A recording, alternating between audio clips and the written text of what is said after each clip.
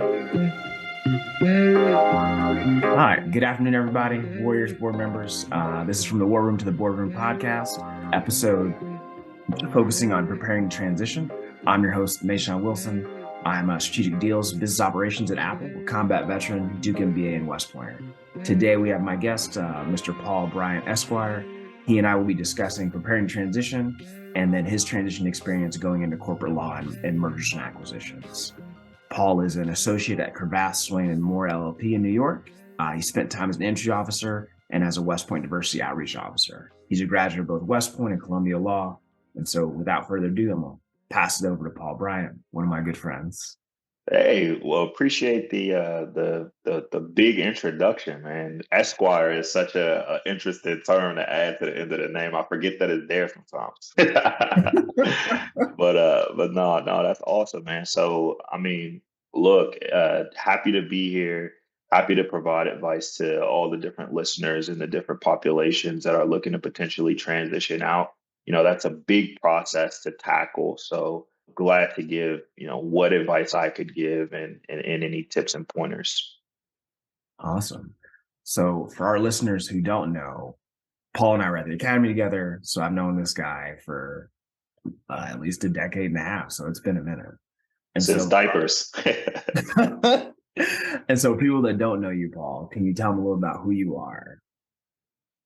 Yeah, absolutely. So I originally from Washington, D.C. metropolitan area, grew up just outside of D.C. in Prince George's County, Maryland, went to West Point man, wow, 10, 15 years ago now. That's crazy.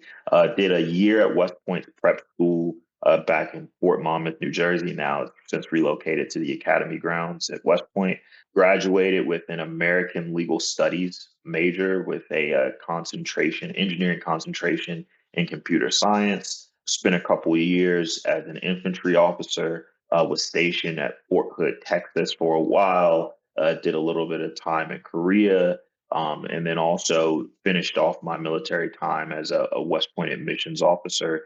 Then transitioned to Columbia Law School, focusing on finance law, corporate law, and then graduated and began work here in New York City as a corporate attorney at the firm that I'm currently at right now. So interesting journey. Happy to dig into it a little bit more. So family background.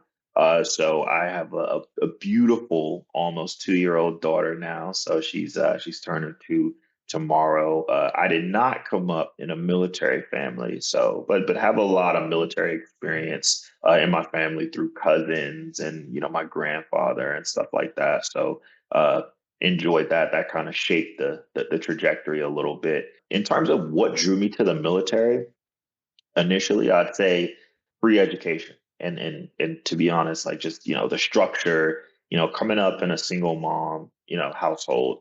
I had a lot of structure. My mom was amazing, but I felt like I needed to be in an environment that would help facilitate me to stay focused, right? My mom implemented a ton of structure on my life, so I felt like without that kind of guidance there. And I don't know how I was thinking about this at 17, but somehow I was, right? But I guess my cousin had a similar situation. His mom was also as rigid as mine, and he went to a very fun school, I would say, and he started his military career a bit earlier than mine because he ended up not finishing his undergraduate pursuits. So I figured I would try to do that at the origin and outset. By going to West Point, they sent me a letter in the mail. I thought it was awesome. They flew me up to come do a summer program. I loved it, and that was, the beginning of the story. So Nice. Great background. I appreciate that. If I recall correctly, you were also a national champ boxer. Did I forget that? yeah, we were on the national championship team. So I was a welterweight at 147 pounds. That was probably one of the brightest moments and brightest experiences that I've had at West Point. That team kind of shaped me, and I still try to stay in contact with everybody that was boxing with me too. The West Point Boxing Brotherhood, more like a fraternity than a sports team, but I'll let that speak on that. For sure. And so coming from that experience, spending your time at Hood doing outreach, uh, and now you're an attorney. So, where are you now, and like kind of what experience was required to get there, and kind of what do you really do? What does it mean to be a transactions or a corporate attorney? As a corporate transactional attorney, one of the lesser known practices, I guess, from a layperson's standpoint, what I do is I help corporations structure, negotiate, and document any type of transaction that they want to undertake in order to promote and further their business interests. So, what does that look like, right? So, let's say you have a company that wants to acquire another company, or let's say someone makes an offer to acquire your company, and you're interested in that and that fits your business plan. You would hire, a number of different professional services providers, to include attorneys, consultants, investment bankers. As the attorney, what I would do is I would, negotiate and structure those contracts, ensure that all of the, specific legal risks that are inherent to any type of transaction are addressed properly in the contracts. I would review any underlying contracts or any underlying corporate documentation to ensure that everything allowed for a particular business interest to take place. And you pretty much just kind of hold the hand of your client, advise them, and make sure that they're not doing anything illegal. And that can be fun and stressful and challenging all at once, but it's a good practice area.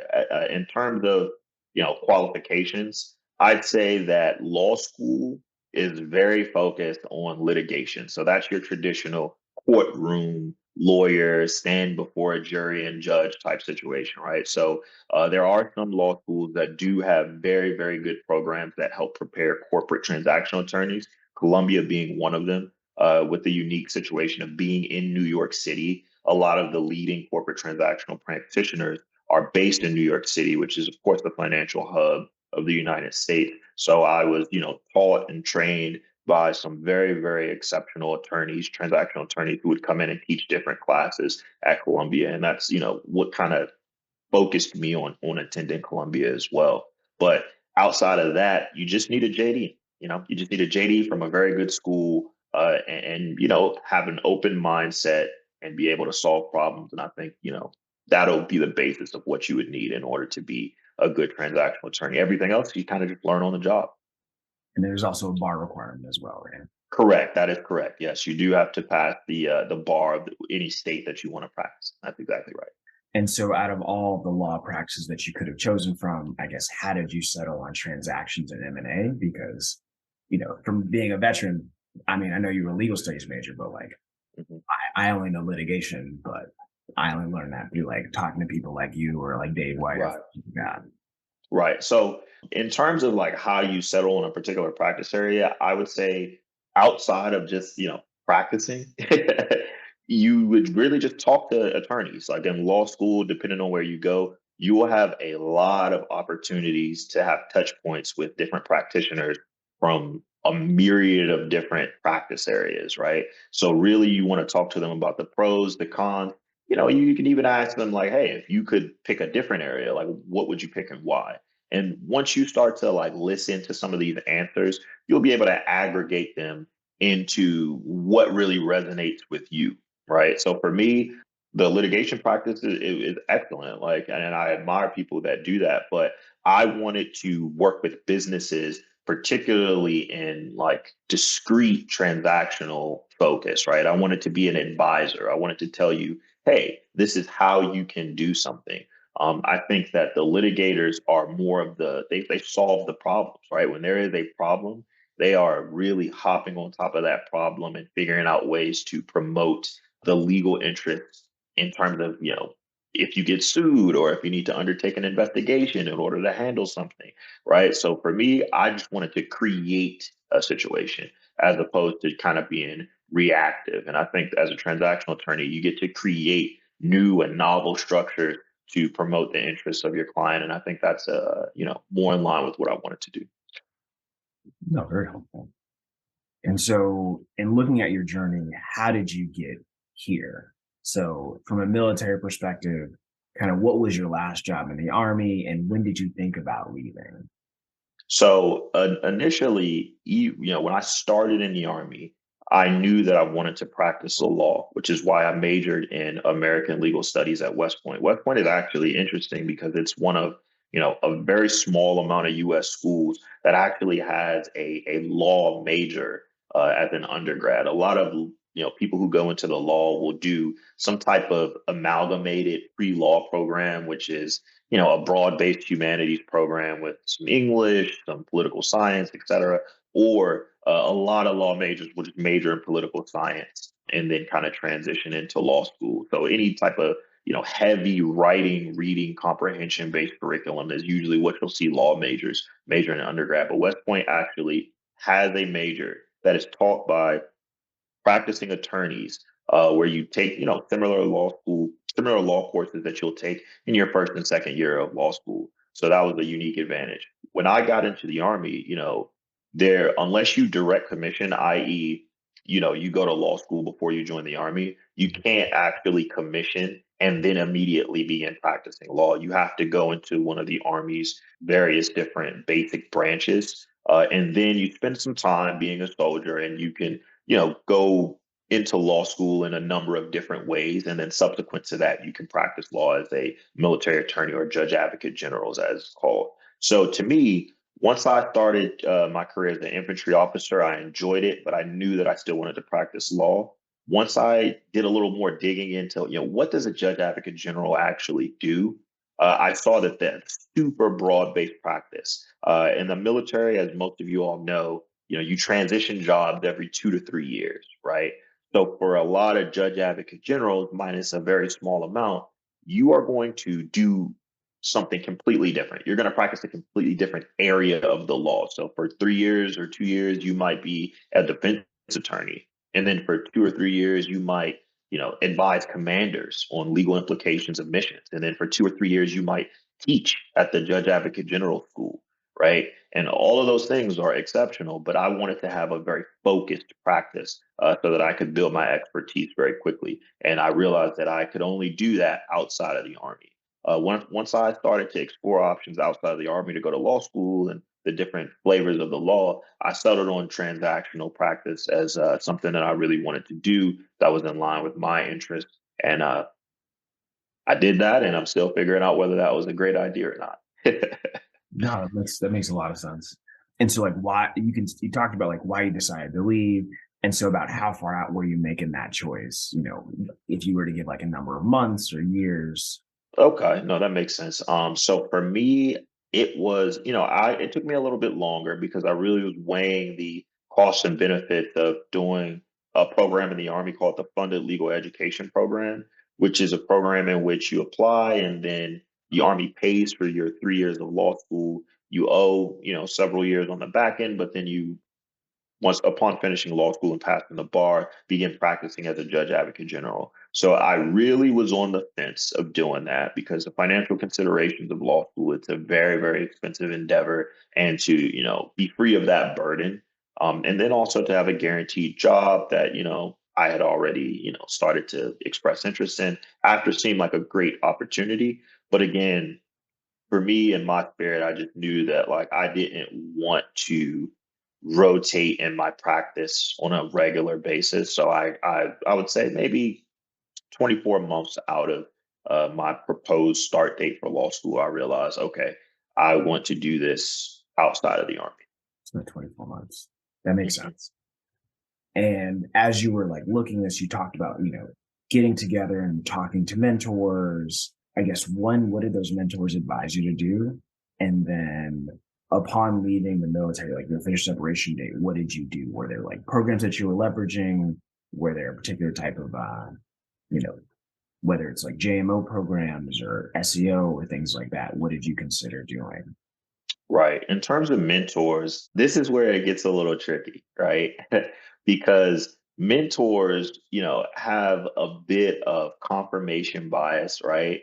That they will project and it's good and they should, right? Because it provides you some different perspectives. But I would say some of my mentors in the Army, a number of them, they, were very, very adamant about, hey, you should stay in the Army and you should do the FLEP and you should, continue on in that path. It's an excellent trajectory. You already went to West Point. There are a lot of opportunities that are inherent to, your origin of the military, and those were all valid. And then a number of my mentors who were outside of the Army really were adamant about, hey, like, if you don't want to stay in the Army, you should really get out. You should really explore it as a civilian. The opportunities are boundless outside of the big green machine, right? So you really have to kind of take all of it with a grain of salt and see what really just resonates with you. And for me, the resonation was more so, okay, I think we can do this outside of the military. I love my military experience, but in terms of practicing law, I wanted to do that in a very specific way that I don't think I would have been able to do in the military. In terms of getting out and programs that I leveraged, I randomly was able to come upon a program called Sponsors for Educational Opportunity. It's now called Seizing Every Opportunity, and it's the SEO. The acronym is SEO, and particularly the SEO Law Program. And when I applied to that program in 2017, it was a program that essentially took people who had already applied to and began getting admission to different law schools, and it allowed you the opportunity to come to New York and do about a 2 week seminar that kind of ran you through the gambit of, hey, these are the different flavors of law. This is what law school is going to look like. We even got to take some mock law school exams, and then we took like a law school writing course, and then the crown jewel of the program is essentially about a 10-week internship at a major law firm during the summer before you start law school.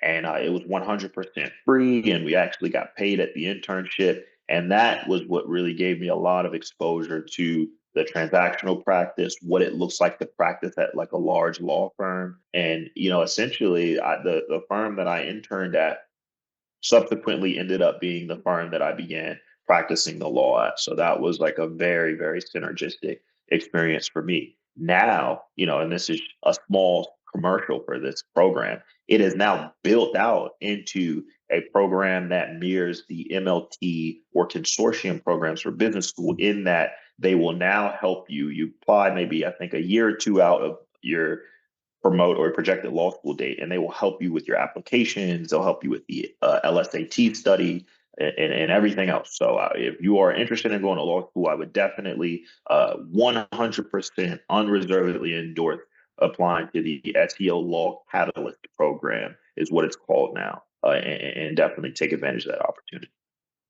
No, it's very helpful. In addition to like some of the big law firms, I guess have similar programs. And for those of us that are, less familiar with the legal space, what are some of those big names that come to mind that are, the McKinsey, but of the law world?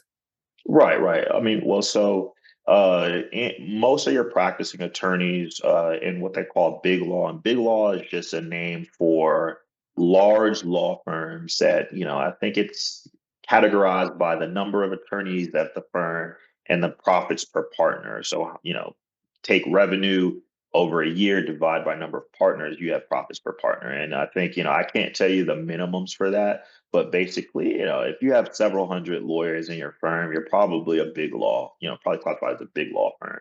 Some of the big names that you'll see will be listed on what's called the Vault Law Top 100 firms, right? So you have Cravath, Swaine Moore, you have Wachtell, Lipton, and Katz, you have Skadden Arps, you have White and Case, Proskauer Rose, some of these very big institutional, what they call white shoe firms that were, established in the 1800s and now have continued to practice law and develop really, really definitive systems for how law is practiced at the corporate level. And all of these firms have a ton of different practice areas that you can dig into.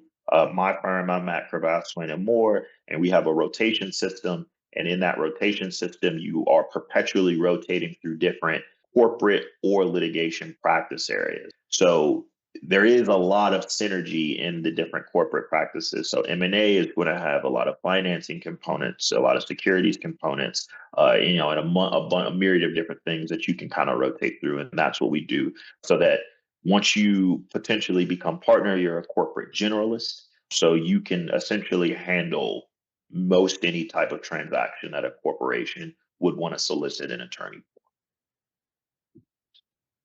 That's a lot of great detail. From here, one, where are you trying to go next? And then we'll kind of talk about like lessons learned in your process of transitioning and going into law.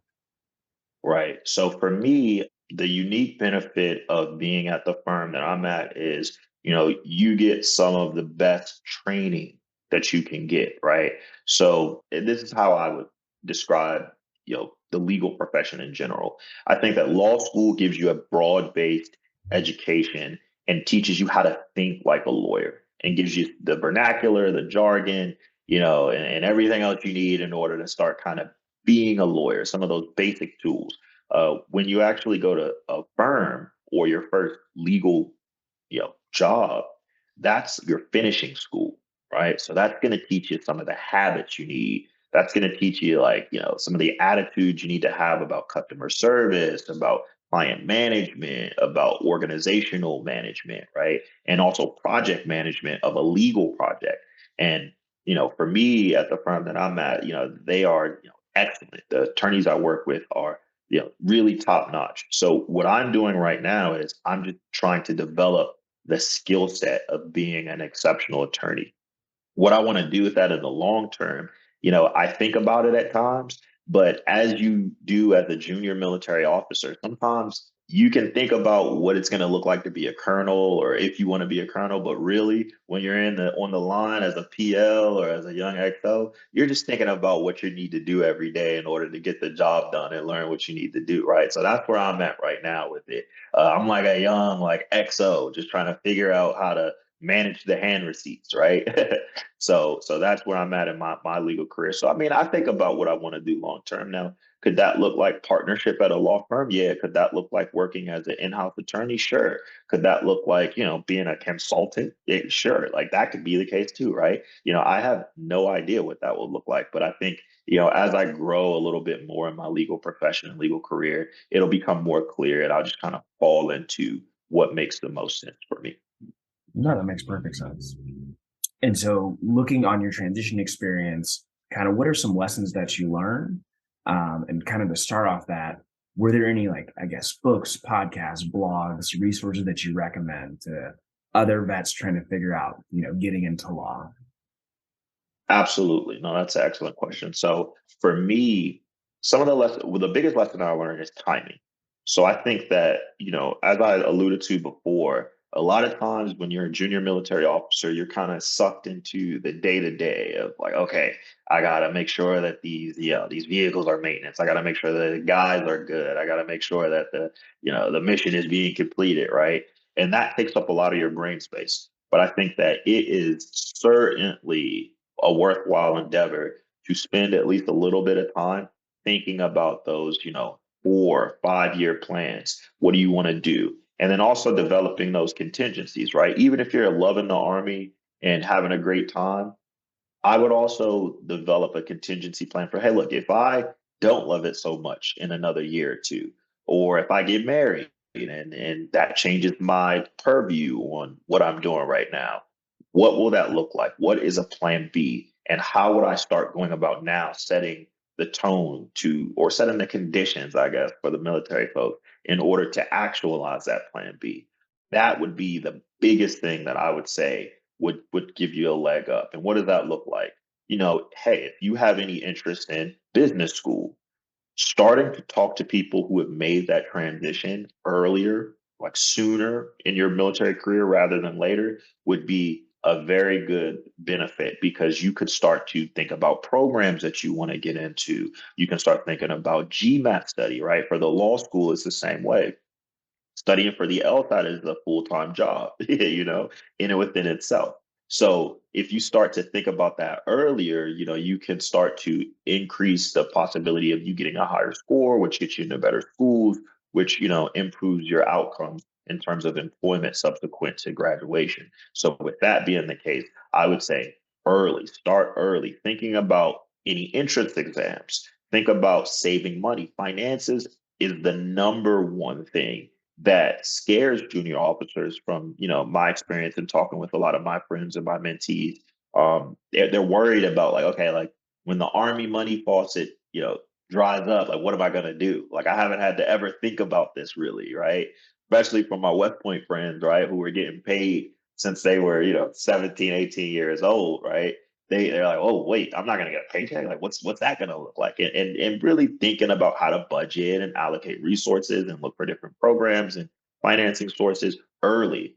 That way, even if you don't decide to make the transition, you are still comfortable with the possibility of doing so. And you're not taking opportunity off the table for the sake of being afraid of what it's going to look like or being concerned, right? And everybody's situation is different, right? So I did not have a family when I had transitioned. It was just me. So, I was resolved to, hey, I want to be a lawyer. And if I got to sleep on a futon in a studio in New York City, to do that, then that's what I'm gonna do, right? Thank God I did not have to do that, right? but but I was ready to do it if I needed to, right? Because I knew that that's what I wanted, and I think that you don't have to if you don't want to. You can be very comfortable, right, wherever you're at, if you take the proper planning and do that. And what does that timeline look like? I would say, look, you know, as soon as you get to your unit, like, do your basic officer leader course, focus on that. That's incredibly important. So I wouldn't say study for the LSAT while you're in BOLIC or airborne or ranger school as an infantry officer, right? Or any other officer. I would say focus on that stuff first. And then once you get to your unit, spend some time getting to understand what your mission is, get down to your first actual KD position. So as a platoon leader or whatever that looks like, and then once you're settled in, start thinking like, okay, long term, what do I want to do? Some of those weekends, before you go out and have drinks with the boys, spend an hour or two on Saturday or Sunday thinking about, okay, like, all right, if I needed to transition, what would that look like? What jobs would I need to take at the end of my career in order to start to give me the latitude to transition, right? Because if you are one of these guys where, you say you're an infantry officer, you want to go to the Ranger Battalion, right? So you're going to take, a platoon, you're going to take 12 to 18 months or 12 to 24 months on the line as an infantry PL, or maybe, another 12 months as an XO. And then you're going to go be a Ranger PL for, 12 to 24 months, right? Or maybe a Ranger XO, immediately after that. That doesn't give you a lot of time operationally to start focusing on transition out. You got to kind of mitigate those interests against each other and figure out what you want to do, and you got to make your decisions accordingly. So that's what I would say is the biggest thing is, starting to conceptualize what a life outside of the Army and what transition could look like sooner rather than later. That makes sense. So kind of what I got there, contingency is very important. Make sure you have a proactive backwards plan. Engaging your network of like mentors and peers that have already done it, putting financial resources in place. I think those are kind of the main takeaways that I had. Absolutely. I think you brought up a couple other points that I kind of want to harp on as well. So I think the first piece you mentioned kind of when you start studying and like getting to your unit. And so I know, at least in the business world, the importance of you actually doing your job and having those Army stories and doing well is quite important. Would you say there's a similar emphasis in law school? Because, I hear some people asking this question as soon as they get out of Bullock or like when they graduate, when is that right time to start thinking about it? For me, it was like senior lieutenant, like senior first lieutenant time. I had done my deployment, I got my paces. And so I was like, hey, I've done my thing. Yeah, no, Similar? absolutely. I mean, no, yeah, I'd say law school is very similar to business school in that regard, right? The only difference being that with your GMAT, I think the GMAT has a lot of components that you're going to be familiar with generally if you went to a good undergraduate school, right? Whereas the LSAT is going to be kind of learning a whole different set of skills that you have to apply on this test. So sometimes being out of the academic space for a while can be a small detriment, right? In order to take the LSAT and do the best that you can. And then also your operational kind of tempo can also like be a detriment into studying for that LSAT. But I would say you can really study for the LSAT maximally and get a good score, 6 to 12 months out from application. So that'll put you if you're in the Army, maybe as like a senior first lieutenant, knocking on the door of captain. I would start doing that. I mean, I would start taking a look at what that looks like. Like I said, the 24 months from the time that you plan to start school, I would really start to drill down into focusing, developing a study plan, and figuring out how to get that going. In terms of like what you should be doing in the Army, I think you hit the nail on the head where like you have to focus on being a good lieutenant initially. Like you just have to. Like there's no getting around that. Like I know people that walked into the Army knowing they were going to get out day one, but that shapes, let me back up a little bit, like, and let me just give you philosophy here. So a lot of times the Army is your first real professional career at 22 years old. And you might have had jobs here and there. I had jobs at like a grocery store job. I worked at like Six Flags, right? When I was a teenager. But the Army was the first time where I said, no, this is something that I'm doing every day for a series of years, and this is like my first adult job, right? So I think that in that you build habits, like you really do build habits, and those habits are a lot of times driven based on your attitude, how you're thinking about what you're doing. Now, did I want to be an infantry officer, hard sergeant, and getting after it for 20 years? Like, no, that was never my, choice or desire. But in that moment, I realized that this is what I am doing, and this is what I'm being assessed at doing. So I have to give like my maximal effort to this, whatever it is that's being asked of me. I have to do, and I have to be, very proficient at, because people are relying on me to do this, right? So I think that that will build a series of professional attitudes and habits that will carry on to you even when you get into the career field of your desire, right? So I knew I wanted to be an attorney.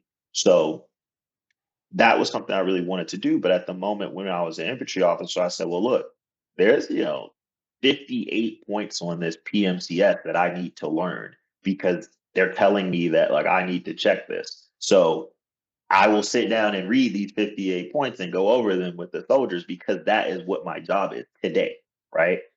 When you become, a banker, an attorney, I'll go with an attorney. There's going to be a lot of stuff that like you don't really want to do, right? Like writing a corporate charter is not very fun or sexy, right? But it is what you are required to do. So if there are 58 things that you need to check within that charter to ensure that it's sufficient, you want to have the attitude of, hey, this is what I have to do, so this is what we're going to do, and we're going to do it well. And those attitudes are built when you're younger, right? Your initial time, right? Because those are just the habits that you have. If you think you can wave something off in the Army, you'll think that you can wave stuff off as a banker, as an attorney, as a consultant, as a project manager, whatever. So I would say really spend the time focusing on being a good soldier, a good lieutenant, understanding the job, anticipating what you need to do, going above and beyond what's asked for you, because that will translate into your professional school studies.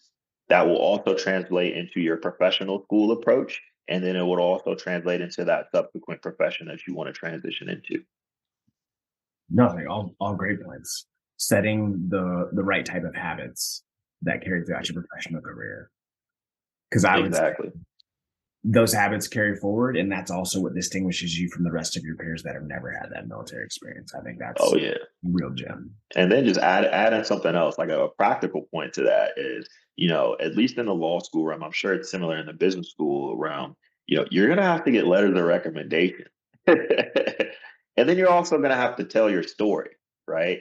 You want your story to read that you're a hard worker, that the stereotypes of veterans are true for you, right? You're an exceptionally hard worker, you can operate under dire circumstances, and that you can solve problems that get a little hairy with using your ingenuity, right? So all of those are going to require you to kind of intrinsically commit to whatever you're doing as a lieutenant, right? Because in your personal statement, if you don't have any stories to tell to show these things, you can't really make that stuff up, right? And that will kind of lack a unique and distinct advantage that you have as a veteran when you're telling, your life story and what drew you to professional school in general. No, all amazing points. And so looking back on those lessons learned, Did you reference any books to figure that out specifically? For me, just it was all veterans, right? It was all talking to people who had recently transitioned out, who had transitioned out and done what I wanted to do, people who had transitioned out and done different things, and getting just a broad swath of different experiences to draw on. I literally had, a panel of maybe like 6 or 7 Army vets, West Point grads review all of my personal statements and kind of give me pointers on like, hey, look, go out and be a good lieutenant. Like one of my biggest mentors, who he's a post army guy who always like harped on, hey, do your 5 years, get out and go be great, right? He, when I talked to him, I was surprised. I asked him, look, what can I be doing right now? I asked him as a second lieutenant, I said, what can I be doing right now to maximize like my ability to get to the best school or get the best job coming out? He was like, look, just go be a good lieutenant and go put your soldiers first right now. And that will be everything you need to be doing right now at month 8 in the army, right? In order to be okay. And that 100% range true. I'm telling you, it I saw it in my letters of recommendation. I saw it in the people who were willing to kind of reach down and help me once they realized that that's something I wanted to do. Even my battalion commander, who really wanted me to stay in and go do things. He's like a super ranger guy, so he wanted me to stay in and say, "Look, man, you need to go do this and go to the ranger battalion. And they need young soldiers." And once I told him, "Hey, look, I actually want to go out and go to law school," he really did provide some guidance and help and pointed me to some great people that were able to provide good perspective. So I would just say leverage your network. Your network. The books are great. Yeah, go read them. I did not, right? But but for me, I'm more of a my life is more of a people sport. So I really leveraged my network, and that kind of led me to where I am today. No, good point. I mean, your network and how they speak about you, that sponsorship, that mentorship are extremely valuable. You also mentioned a point earlier talking about certain jobs allow for better transitions than others.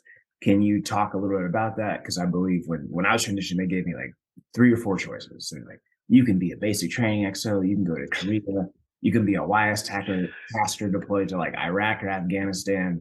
Yeah. Can you help other people figure out, like, when you say jobs that make transition Uh-huh. a bit easier, what does that kind of look like? And what are some examples that fit into that bucket? Yeah, sure. So I think that really any job in the army is going to be challenging, and it's going to require a lot of man hours to tackle in a sufficient way, right? Now, that being said, there are some jobs that are more flexible than others in terms of how you allocate those man hours, right? So with that being the case, you want to think about, usually you'll be like a captain or so, a young captain maybe, or even, further than that, if you decide to stay in a little bit longer, you will have to do your KD experience, of course, your key development stuff. So, your platoon leader, your commander, your, whatever, like your key developmental, branch qualifying experiences. Those will tend to be the least flexible when you're trying to think about how to transition out. Now, there are some excellent soldiers who know how to balance that. I've seen people, take command and apply to business school and law school while in command and then immediately transition out into school. If you have the capacity to do that, like awesome. I don't know how they do it, but look, it's possible. What I would recommend though is I would recommend waiting until you get into a broadening position, right? So that's going to look like, I know some people that do like ROTC jobs, uh, jobs that don't require a lot of field time, that will give you your evenings and weekends. So you want to look for, and I hate to say this, but as civilian of a job as you can get while still in the army, right? I mean, hey, it is what it is. You got to put you first at some point. The army is going to take, or the military is going to take, because it is, it requires some significant commitment, right? But you want to carve out space for yourself and achieving what you want to do. For me, what I did was I went back to West Point and worked as a diversity admissions officer. It's a unique job that's offered to young military officers at certain points. Usually they're academy grads, and there'll be like a MILPER message that comes out, and it'll advertise this position. For me, it was hands down, and I love being a PL. I love doing everything that I did in the Army, but for me, that was the best job I had in the Army. It was the most beneficial. It was the most rewarding. It was the most in line with what I personally like to do, which is mentor, coach, train, and help people kind of make good decisions that will benefit their lives and maximize their opportunities. So bringing young, diverse candidates into West Point was amazing, and it also provided me nights and weekends. To be honest with you, now there were certainly times when I had to focus. I had to travel a lot. I had to look into people's different schedules. I had to talk to kids on their schedules on nights and weekends, right? I had to sit in living rooms and convince mom and dad that like they were going to be fine, right? But outside of those like rarities and rare occasions, I really did have large swaths of time, and I had an incredible set of bosses. I was very transparent with my bosses about my desire to go to law school, and they made sure that I could leave work early sometimes to go to LSAT classes. They gave me time off to visit law schools that I was interested in. And just the flexibility that I got was bar none. It was just an incredible blessing. And then I was able to stay, my position was only supposed to be for 12 months, but I was able to stay for an additional year and then transition out directly from West Point, and then, literally just move down the Palisades Parkway to start school in New York City at Columbia. So I would say there are a ton of jobs. That was a unique job, right? But there are a ton of jobs in the Army that give you that latitude. There are certain staff positions.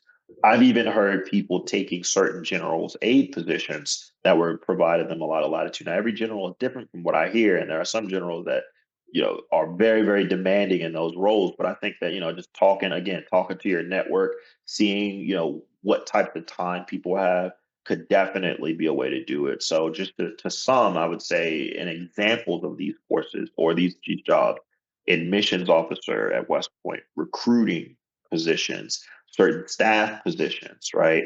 Like I would really just talk to people who have done them at different times, at different cycles of these positions to see what is the time commitment that you need in order to excel in these jobs. And if they say that you can do it from 9 to 5, 9 to 6, and have weekends off, then those are the positions that you'd want to go into so that you can commit those evenings and those weekends to putting together the pieces that will allow you to have a successful transition.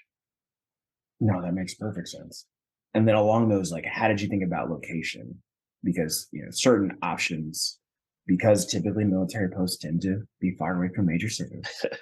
How did you think about those since most major, great law schools are located, in busy metropolitan areas far away from military bases? Right, right. So for me, I chose my job because it was in New York, just an earshot away from New York City. And then it also provided me latitude to travel. And there were opportunities when I would travel that, hey, look, I'm down here in North Carolina doing a recruiting event. I can pop over to Duke and I can go check out their law school, right? I'm in Atlanta. I can pop over to Emory and check out their law school. Or, hey, can I, put in a request for a half a day, drive down to New Haven, and I can pop into Yale, right? Or I worked recruiting kids in New York City. So hey, okay, like I'm done for the day. Let me pop over to this admitted students weekend event over at Columbia, right, or NYU or something like that, right? So that job was able to really help me do what I need to do. And again, I think it's two things, right? I think location is important because you don't want to be too far away because that'll take a lot of time and travel and stuff like that. But I think latitude is also important, right? Is your boss going to give you the flexibility to be able to do these things and to be able to understand that, hey, I have something else outside of my 9 to 5 and my day to day that is going to require some effort and some time away from the desk, right? But I think it goes also back to the point that I made in the last question, which is you got to have the right attitude and reputation, right? If you have a reputation as being somebody that is an exceptional worker, can work autonomously and get the job done, then that latitude is going to grow a little bit. But if you know your OERs and so your OERs are going to preclude you from getting some of these jobs if they're not good, right? So that's why you got to focus on being a good lieutenant first. You'll get a reputation. You'll build rapport with your boss in these broadening experiences, and that will provide you with the latitude that you need in order to actually go ahead and pursue this outside of work or extracurricular endeavor of transitioning. No, all amazing points, Phil. Especially like choosing bosses in the right jobs and locations. And so, kind of to close us out, when you thought about your army exit, can you talk a little about one, lining up the benefits, and then also like talking about funding of schools or programs once you transition? Because I think a lot of people have concerns about that. Right. I think that especially as military officers, particularly for, my West Point crowd, I think that we very often overlook some of the benefits that are provided to soldiers once they transition out. A lot of times we look at it as, well, I got this great education for free, and I may have a little, post 9/11 GI Bill, and that's more than what I deserve for my 5 years, my 7 years of the Army. And while that is a valiant, selfless approach, if there are real benefits that, like, you are due constitutionally and federally from the Army for different things, you have to pursue those options. You would be remiss if you did not pursue those options. For me, VA compensation and pension led me to, and focusing on that, having an excellent first sergeant and series of enlisted soldiers and mentors who, were adamant about, like, hey, get your stuff documented, sir. Or, other West Point mentors who, hey, look, man, like, these are things that are going to help you when you get out. Like, you need to, like, look into that direction. That is what was the impetus for me of starting to do the research into, okay, like, well, what does the VA actually give, and how does this whole thing work, and what am I entitled to? And then that led me to a program called vocational rehabilitation and employment. And that was something that kind of blew the water open for me in terms of helping me fund law school, and I would definitely recommend any transitioning military officer to look into the Voc Rehab program. I think it's now Veteran Readiness and Employment now is what it's called these days. But look into that. I would look into whether you're going to actually qualify for post 9/11. I would look into the Yellow Ribbon program to see, whether you qualify for that and what schools that you're applying to actually honor that program. And then I would also look into certain scholarships that are, unique to veterans. The Pat Tillman Foundation, excellent, excellent organization. I would, talk with the people at a Service to School. That's another excellent organization that can help with transition specifically into the graduate schools, and if you're an enlisted soldier, into the undergraduate schools as well, and then also vocational training. So 100% look at the resources that are available to you. I would say, if your transition planning was a pie, you equated to 100%, I think about 30% of that pie would be looking at the benefits that you are afforded and doing deep research into what that looks like. And that'll go hand in hand with some of your financial planning. And I would bet my last penny that that would provide you some relief in that regard in some way. No, all great nuggets, because I believe you were the one helping me figure out a little bit more about the VA and vocation rehabilitation, putting some of those legal skills to work to help out fellow. Right. Pre-bar legal skill. Pre-bar legal skills, all very important. We all need barracks lawyers, Right. you know. Uh, and so, kind of as we wrap up, Paul, I mean, you give us a lot of great advice, a lot of great, nuggets and gems. If people want to learn more about you and your story, like, where should they connect with you to like learn more, like ask questions? Anybody can check me out on LinkedIn. My name is Paul Bryant. You know my school credentials, you know my work credentials. So, just find me on the search bar, send me a message. I'm pretty responsive on that social media platform. So feel free to ask me a question. I'll probably send you my email and we can definitely connect. Awesome, awesome. And then are there any things that you're working on, initiatives, side hustles that you like to share kind of with our listeners? Yeah, sure. Right now, working with Mayshawn to help build out Rising Phoenix. So check that one out as well. So that's a program that helps young youth to just improve their academic and educational outcomes. I am starting to not yet fully develop a practice to help veterans with their VA claims and their compensation and benefit stuff. Very limited opportunity to do that, but for people that really need it, please feel free to shoot me a LinkedIn. I also have connections to actual consultants that help with that as well. So happy to share those with anybody who needs them. Awesome. Well, Paul, we appreciate your time and thank you so much for tagging with our guests. Yeah, absolutely. Hey, good luck on the transition, everybody out there, and don't give up. Start early.